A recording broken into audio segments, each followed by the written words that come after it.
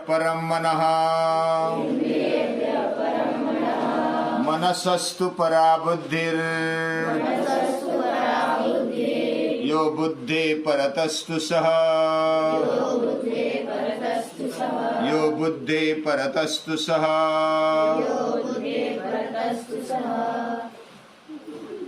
भगवान श्री कृष्ण के जीवन के बारे में हम कुछ अभ्यास कर रहे हैं अपने लेवल पर, अपनी बुद्धि से, अपनी क्षमता के अनुसार उसको देखने का, उसको नमस्कार करने का प्रयास कर रहे हैं। हमारा जीवन ये हम पहले समझ लेंगे, उसके उस पार ये विश्व है, ये विश्व को समझ लेंगे। हाँ, अपने अपने जगह पर बैठो, वो जो भी करेगा सिर्फ देखते जाओ। वो अपना मित्र है, वो छोटा होने पर भी योग करना चाहता है, हमसे मिलना चाहता है। वो जीवा है, यानी कि हमारा सभी का लाडला है। कुत्ता होने पर भी वह हमसे इतना जुड़ा है कि वो हर एक को मिलना चाहता है। ये संबंध है, यानी सृष्टि के साथ बना हुआ संबंध। ये हमें भी चाहिए, हर एक को चाहिए। और सृष्टि के पीछे भी नहीं बोल सकते, सृष्टि के अंदर बाहर, आगे पीछे, दाएं बाएं सभी ओर ये तत्व छिपा है। ये कौन सा तत्व है जो हमें दिखाई देता नहीं है? जैसे ये ट्यूबलाइट है, ट्यूबलाइट के पीछे कौन सी ताकत है जो उसको जलाकर या तो प्रकाश देने के लिए सक्षम है? ये ताकत हमें दिखाई देती नहीं, लेकिन अनुभव कर सकते हैं, ऐसी ये ताकत है। हमारा जीवन इस तरह समझेंगे तो कृष्ण को भी, इस आत्म शक्ति को भी, इस शक्ति को भी हम समझ सकने की क्षमता की शुरुआत कर सकते हैं। जब हम पहले खुद को समझे, हम खुद को पहले शरीर समझते हैं, लेकिन शरीर से बढ़कर इंद्रिय होते हैं, ये गीता बताना चाहती है। इंद्रियों से बढ़कर मन होता है, क्योंकि केवल इंद्रियों से हम कार्य करते हैं। जैसे मैं बोलता हूं तो मुख से बोलता हूं, जिह्वा का उपयोग करता हूं। आप सुनते हैं तो कानों से सुनते हैं, आंखों का उपयोग करते हैं। अलग अलग इंद्रियों का उपयोग करते हुए हम हर कोई कार्य करते हैं। लेकिन कार्य करने के पीछे, जब इंद्रिय कार्य करते हैं, जैसे आप सुनते हैं, लेकिन आपका मन अगर उसमें नहीं है, मन अगर इधर उधर भटकता है, तो फिर हम सुन नहीं सकता, क्योंकि उसका मन इधर उधर भटकता है। तो कानों से शब्द सुनने पर भी सुनाई नहीं देता है। ये क्यों होता है? क्योंकि इंद्रियों से बढ़कर मन होता है। तो मन को एकाग्र करने का प्रयास ये इंद्रियों से भी ज्यादा बढ़कर है। हमारे शरीर से बढ़कर इंद्रिय है, और इंद्रियों से बढ़कर ये मन है। मन की ताकत इतनी है। हम देखते हैं तो देखने के पीछे मन होना चाहिए। पूरी एकाग्रता के साथ अगर हम देखते हैं तो हमारा निरीक्षण बढ़ जाता है और हमारा ज्ञान भी बढ़ जाता है। अलग अलग सी इंफॉर्मेशन हमें मिलती रहती है। हम सूक्ष्मता से देखते हैं, सूक्ष्मता से सुनते हैं, सूक्ष्मता से सूंघते हैं, टेस्ट लेते हैं या तो स्पर्श करते हैं। ये इंद्रियों से बढ़कर ये मन होता है। जब मन इंद्रियों के साथ लगा होता है तो हमारी ताकत बढ़ती जाती है, हमारा ज्ञान बढ़ते जाता है, हमारी एकाग्रता बढ़ते हुए हम अपने जीवन को भी समझने के लिए काबिल बन जाते हैं। ये जो हमारे जीवन में हमें ही उपयोग में आने वाले ये इंद्रिय, मन, ये हमारे जीवन को और आगे आगे बढ़ाते हैं। ये समझने जैसा है स्वरा। ये अगर समझेंगे तो हमारे जीवन को हम समझ सकेंगे। जीवन को समझने के लिए इनको समझना भी जरूरी है। इन पंचमहाभूतों को समझना जरूरी है। हमारे जीवन को समझना जरूरी है। और जीवन को समझने के लिए शरीर, इंद्रिय, मन को समझना जरूरी है। इनकी ताकत, इनकी क्षमताएं जब तक हम नहीं समझते हैं उसका सही उपयोग हमें करना नहीं आएगा। और सही उपयोग नहीं करना आएगा तो हमारी दिशा भटक जाएगी। हम योग्यता की तरफ नहीं बढ़ेंगे। मन को योग्यता की तरफ ले जाने के लिए, इंद्रियों को सही कार्य करवाने के लिए, जैसे मन की आवश्यकता है, मन को दिशा देने के लिए बुद्धि की आवश्यकता है। बुद्धि विचार करते हुए हमें दिशा देती है, हमारे जीवन को योग्य मार्ग दिखाती है, सही निर्णय करने में वो सक्षम रहती है। लेकिन बुद्धि तभी सक्षम रहती है जब वो स्थिर है, जब वो सूक्ष्मता से हर एक बात को समझती है। ऐसी बुद्धि वो मन से भी परे है। इंद्रियाणि परान्याहुर इंद्रियेभ्य परम मना मनसस्तु परा बुद्धिर। मन के उस पार वो बुद्धि। और जिसकी बुद्धि सद विवेक कर पाती है, नित्यानित्य विवेक कर पाती है, वह बड़ी बुद्धि मानी जाती है। ऐसी बुद्धि भी रुक जाती है जब आत्मशक्ति या तो हमारे अंदर बसी हुई ईश शक्ति की तरफ हम देखना चाहते हैं, उसको समझना चाहते हैं, तो हमारी बुद्धि कुंठित हो जाती है। ऐसी कुंठित होने वाली बुद्धि जब हम उसको चलाना चाहते लेकिन चलती नहीं, हम अपने आप को समझना चाहते लेकिन समझते नहीं, वैसा ही कृष्ण का जीवन है। कृष्ण को हम भौतिक चीजों से समझने की कोशिश करेंगे तो समझ में नहीं आएगा। हम भगवान श्री कृष्ण का चरित्र देख रहे हैं। हालांकि वो मनुष्य बनकर इस धरनी पर आए, उन्होंने हमारा जैसे ही मां के पेट में गर्भ में रहकर जन्म लिया, हमारे जैसे ही दुख, किंबहुना हमारे से ज्यादा दुख उठाए, और वो इस दुनिया में कैसा रहना चाहिए, कैसे दुख का सामना करना चाहिए, कैसे सुख का सामना करना चाहिए, ये बात बताई, मॉडल बन करके हमारे सामने खड़े रहे। हमारे लिए वो आदर्श है। फिर भी वो आदर्श लेते लेते हम वैसे के वैसा ही आचरण नहीं कर सकते कृष्ण का, क्योंकि वो बुद्धि चलाकर अपने जीवन में बर्ताव करते, आचरण करते हैं। उन्होंने जो भी किया वह विचार पूर्वक किया है, और उनकी बुद्धि उधर चलाकर उस समय क्या करना चाहिए वो उन्होंने किया। हमें भी इस समय क्या चल रहा है यह समझकर अपने आचरण का, अपने बर्ताव का, ये जो हमारा जीवन है आगे बढ़ाना चाहिए। जब तक हम अपने आप को समझते नहीं, अपनी परिस्थिति को समझते नहीं, अपने काल को समझते नहीं, तब तक जीवन अच्छी तरह से जीना मुश्किल है, नामुमकिन सा है। हम अपने जीवन में समझेंगे, अपने जीवन को समझेंगे, तो ही हम कृष्ण जैसा जीवन समझ सकेंगे। कृष्ण ने बचपन से लेकर के अपने जीवन को समझाया, हमारे सामने पेश किया। जीवन में उन्होंने आदर्श रखा। जैसे उनकी महत्ता कहां पर है, उन्होंने जन्म लेते समय उनका जेल में जन्म हुआ।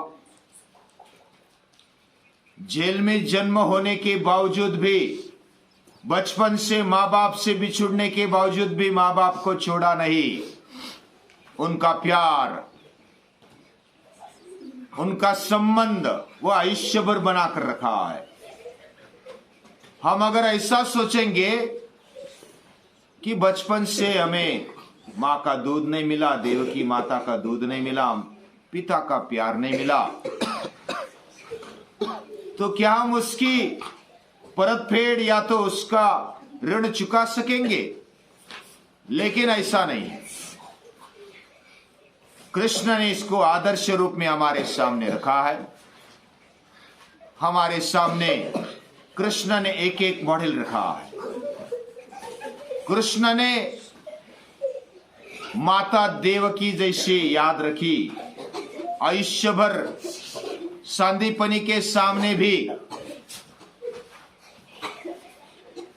उन्होंने मांगा, क्या मांगा? मातृहस्तेन भोजनम।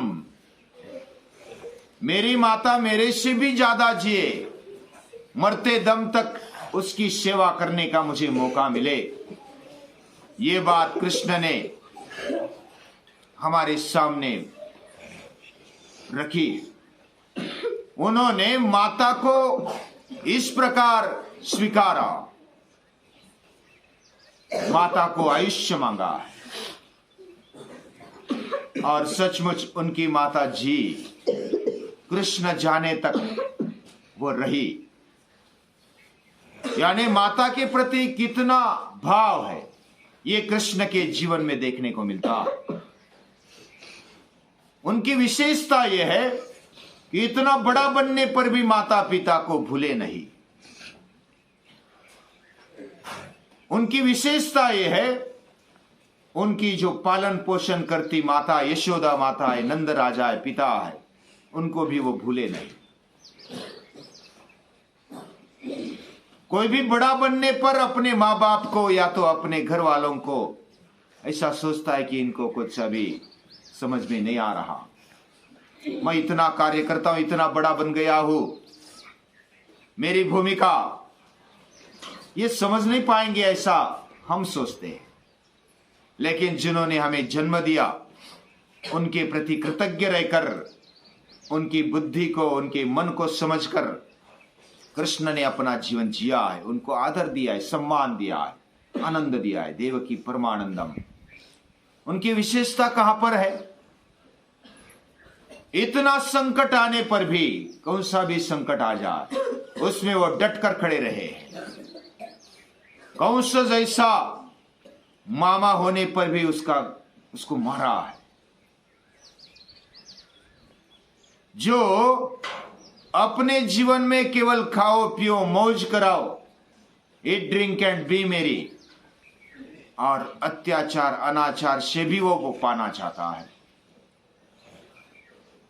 मेरे लिए ये दुनिया है, मुझे भोगने के लिए दुनिया है, ऐसा समझने वाले ये विचारधारा है। इस विचारधारा का खंडन किया है पहले से ही। और जो सत्ताधारी है वो समझने के काबिल नहीं रहते, वो उन्मत्त हो जाते हैं।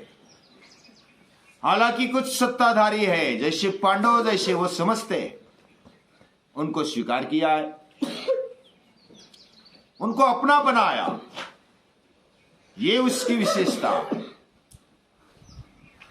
उन्होंने जब पूरा पांडवों ने सब कुछ खो दिया, कितनी मेहनत की, पहले इतने राजाओं को मारा, युद्ध में परास्त किया, कृष्ण ने रात दिन ये किया, और युधिष्ठिर ने द्यूत में बस वैसा ही गवाया।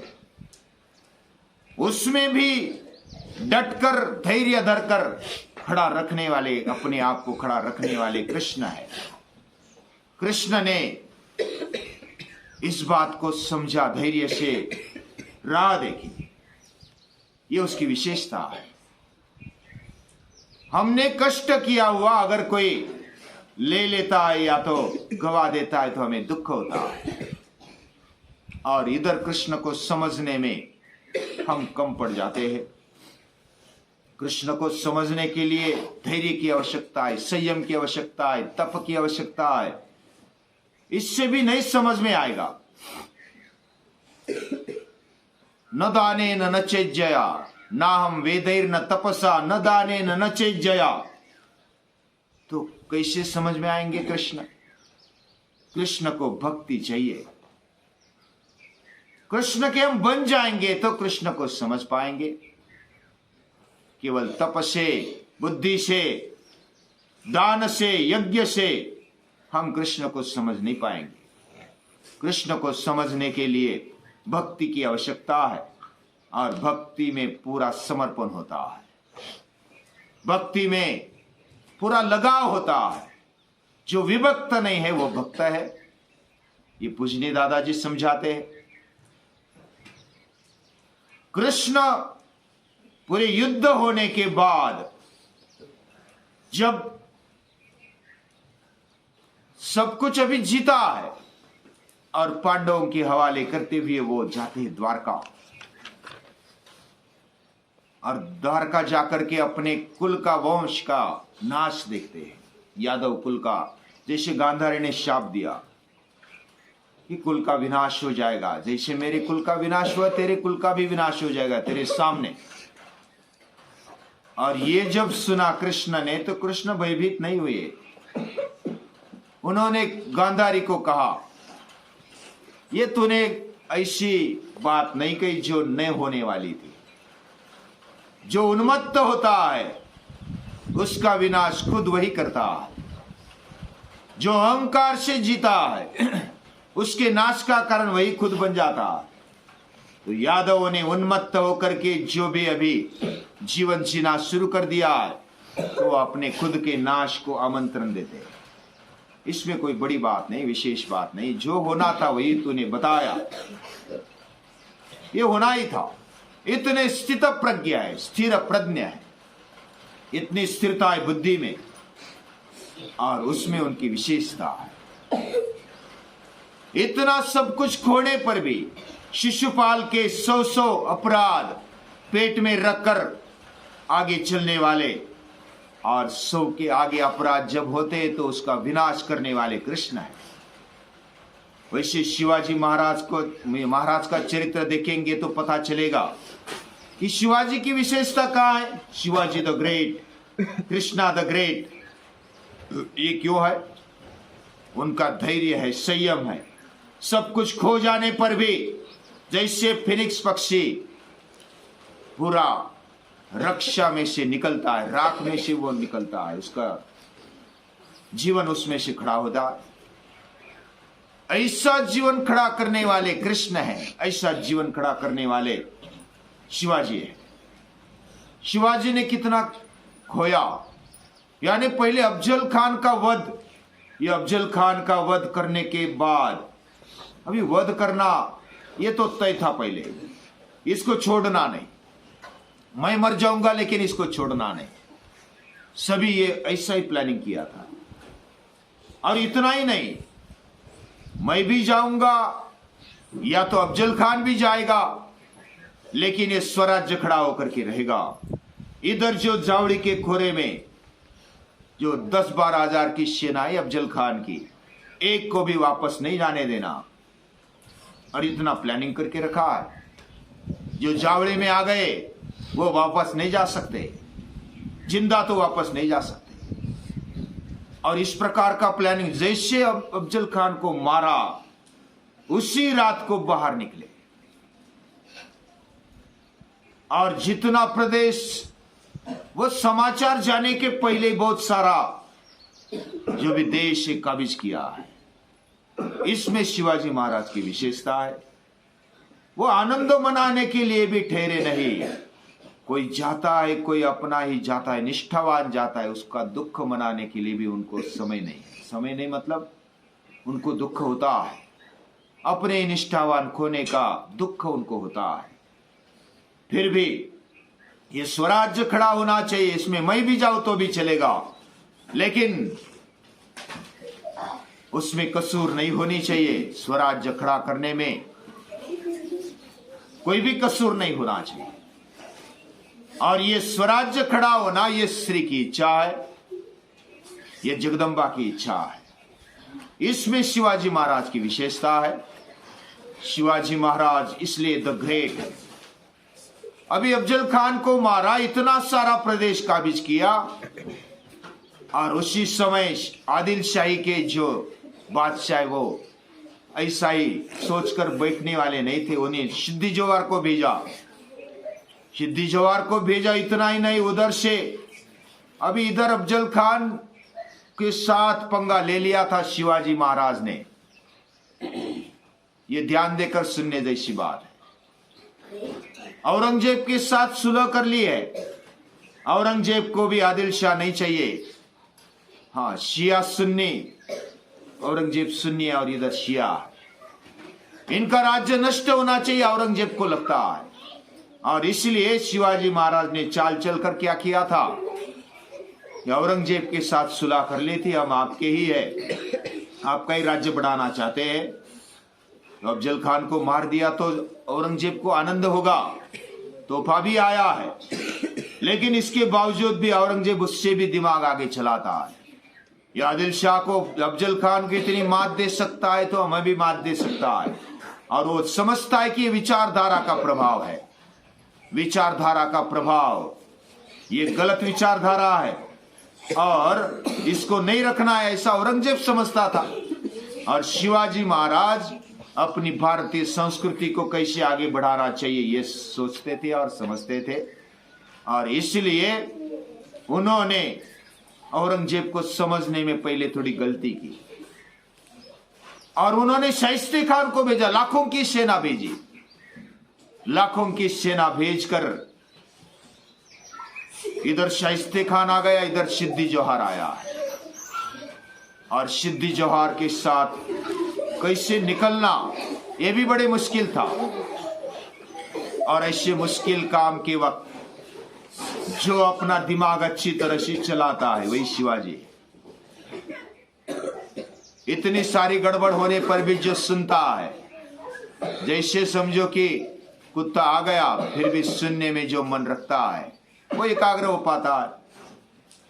जैसे कुत्ते का बच्चा आ गया, हमारा ध्यान भटकता है, फिर भी जो सुनने में मन लगता है, एकाग्र करता है। ये बड़ी बात है ना। तो हमारा जीवन इस प्रकार है। कृष्ण और शिवाजी हमें समझाते हैं। इतना सारा होने के बाद यानी सिद्दी जोहर को ठिकाने लगा दिया, शाइस्ते खान को शिकस्त दे दी। और इतना होने पर भी औरंगजेब रुकने वाला नहीं था, क्योंकि वो दो विचारधाराओं के बीच लड़ाई है। और ऐसी लड़ाई शिवाजी महाराज मरते दम तक लड़े। औरंगजेब ने मिर्जा राजे को भेजा। मिर्जा राजा को भेजने के साथ साथ शिवाजी महाराज उधर हार स्वीकारते, यानी सर्वनाशे समुत्पन्ने अर्धम त्यजति पंडितः। सब जब नाश होने को है तो आधा त्याग देते हैं जो विद्वान होते हैं। शिवाजी महाराज ने जो भी कुछ किया था 10 साल में, यानी 1656 से लेकर के 1666 तक, 66 तक शिवाजी महाराज का चरित्र देखने को मिलता है। उनमें सच्ची कसौटी उनके जीवन में देखने को मिलती है। शिवाजी महाराज जब आगरा चले गए, आगरा जाने के बाद उनको ये मालूम नहीं था कि जिंदा आऊंगा या नहीं आऊंगा। उनकी विशेषता कहां पर है? आगरा गए हैं फिर भी शासन व्यवस्था बहुत ही ठीक ठाक चल रही है, स्वराज्य बहुत ही अच्छी तरह से चल रहा है, और उधर से जिंदा बचकर आ गए, ये उनकी विशेषता है। और केवल जिंदा बचकर आए नहीं, फिर ऐसा खड़ा किया, राज्याभिषेक किया, पूरा राज्य खड़ा किया, स्वराज्य खड़ा किया है, यानी फिनिक्स पक्षी जैसा वो रक्षा में से उड़ गए। और ऐसे शिवाजी को हम जब याद करते हैं तो कृष्ण को समझने में हमें थोड़ी सहूलियत होती है, कृष्ण को समझ सकते हैं। आज के चरित्र को हम अगर समझेंगे, पूजनीय दादाजी को समझेंगे या तो विवेकानंद को समझेंगे तो शिवाजी महाराज समझ में आने लगते हैं। शिवाजी महाराज को समझेंगे तो कृष्ण समझ में आने लगते हैं। हमारी इंद्रिय हमारे मन, हमारी बुद्धि उनको समझ नहीं पाती है, जो बुद्धि के उस पार है, ऐसे कृष्ण को हम समझ पाए, उनको नमस्कार करें। ऐसी हमें शक्ति देना, बुद्धि देना। उनको नमस्कार, प्रणाम।